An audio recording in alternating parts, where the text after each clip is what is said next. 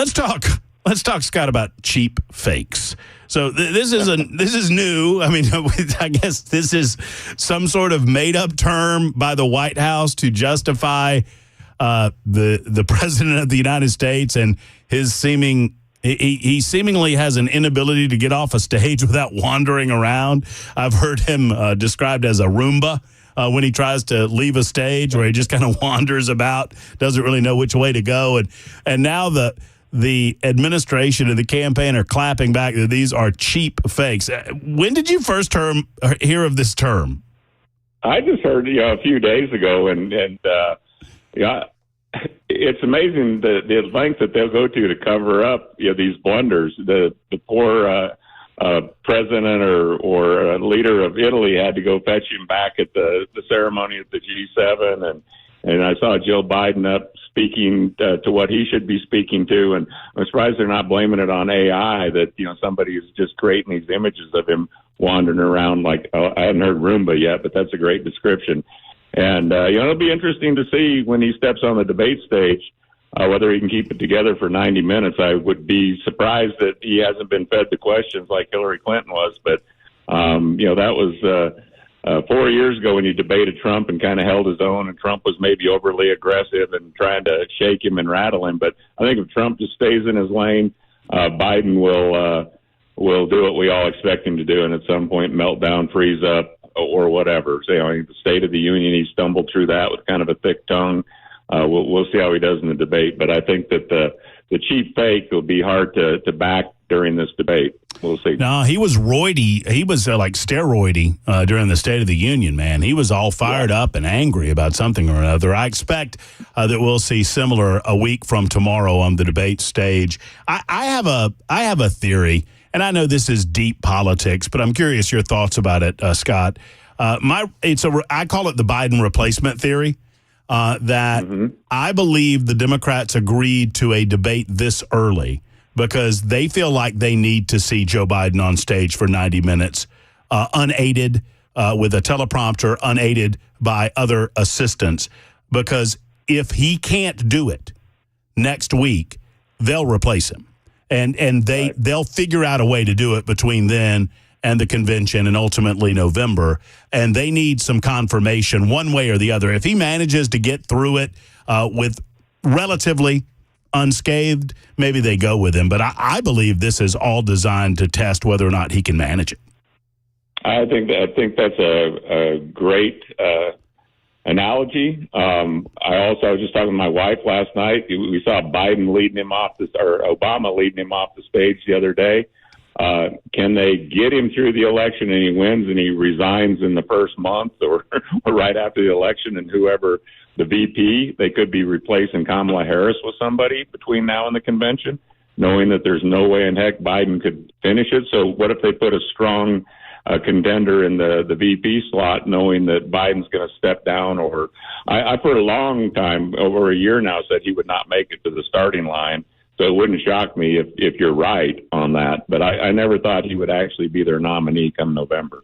There's a political side of this, and it comes with a lot of memes and a lot of jokes and cheap fakes and these types of things. But there's a more serious side of this, and you deal with it on the regular in Washington, around the country, in the state of Tennessee, and around the globe.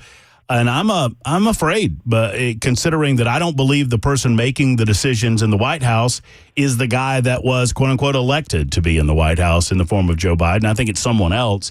And this lack of leadership leads to a lot of conflicts, a lot of danger around the globe.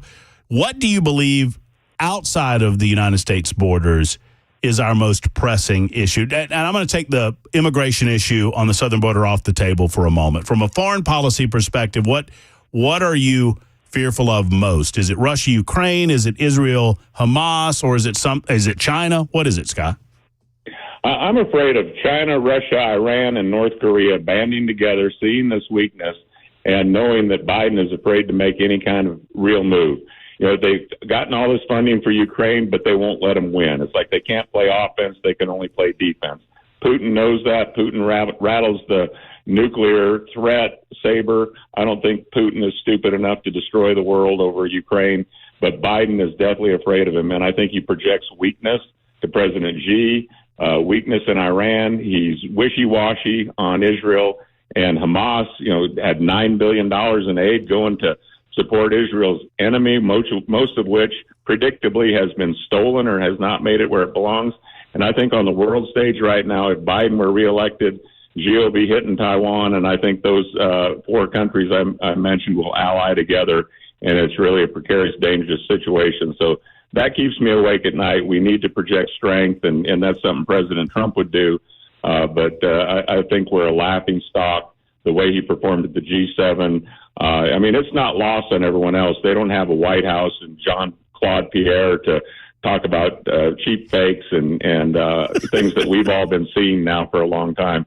I just was through South America a couple of weeks ago, and I tell you, in Colombia, Panama, Argentina, Chile, they see our weakness. It's evident the military wants to be on our side, but they see the threat with the Venezuelans and the Chinese that are coming through the Darien Pass and through Panama, and they know it's a threat. And this administration acts like and he said we weren't going to talk about the border, but it's hard not to. They're coming into this country every day. We're seeing terrorists, we're seeing ISIS, we're seeing Chinese nationalists, and now Biden's given amnesty to people, and it's a huge threat. So I think just our standing on the world stage, I think people are reluctant to join our military right now. I think recruitment's down because they don't know what they're fighting for. There's no clear message. There's no transparency. The most important thing I got out of that answer, and there was a lot of important things in that answer, but the most important thing I got, Scott, was a new nickname for the White House press secretary. You said Jean-Claude Pierre. I'm going to call Karine Jean-Pierre Claude from now on. Is that okay with you? Yeah, that'd be perfect. It doesn't I'm not matter sure how she's lasted as long as she has, but anyway. Because you cannot fire an African American lesbian. Not in this day. Not if you're Joe Biden. That's how she's lasted. They want to replace her with John Kirby. They can't do it because they can't replace her with a white guy. That's just Matt Murphy's take on it, not Scott DesJarlais. That'd be DEI turned upside down. I was getting to the southern border, and you kind of touched on it right at the end of the answer. Obviously, this is the most, I don't know of a greater existential threat to the future of our country than this, that we allow millions of individuals, and even if 99% of them are good people that are just looking for work, which is what we're told by the left all the time, Scott, that 1%, and I think it's a lot more than 1%, coming in to do damage to this country in the form of rape, in the form of murder, and possibly even worse, in the form of terrorism. I don't think there's any doubt that that's happening. Biden's own administration is warning of that. In every armed services meeting where we have a general, or I don't know if I'd say Secretary of the Army or Joint Chiefs of Staff, because they're so in Biden's back pocket, but they say that the southern border is a huge threat to national security. If you don't have border security, you don't have national security. For some reason, they're ignoring that. It's not a matter if there's going to be a terrorist attack, it's when. And as you said, we're already just racking up the numbers on murders, rapes. Every day there's a new story. And again, in Central America, they got it. They were saying, I cannot believe you guys are letting this happen. They're letting them pass through Panama and Colombia because they don't want them there. And they're just, heading towards America. But it is an enormous threat. And, how many? 10 million have come in under his administration?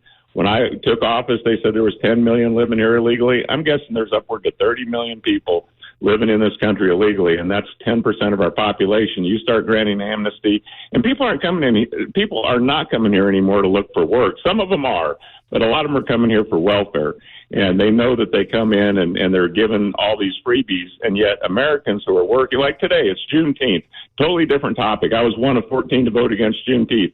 I was told I would be a racist if I voted against it. It's like, no, do you realize it costs the taxpayer? You're working today and getting paid and paying taxes. It costs the taxpayer $1 billion today for all the government employees to not work. And I was not going to vote for another federal holiday when we already have too many. So, the immigrants are breaking our country. These excessive holidays that I don't even understand this one. I don't even care who it was for. I just know we didn't need another one.